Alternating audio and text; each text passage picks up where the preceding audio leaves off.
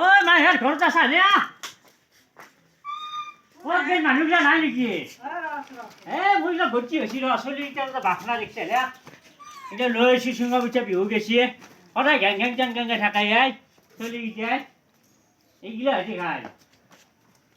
কি আনছি চুঙা পিঠা খাবি নেকি ঘৰত খাবি চলি বাপা ঘৰত খাবি যে মোৰ চলি বুলি সংসাৰখন বেছি হৈছে 12টা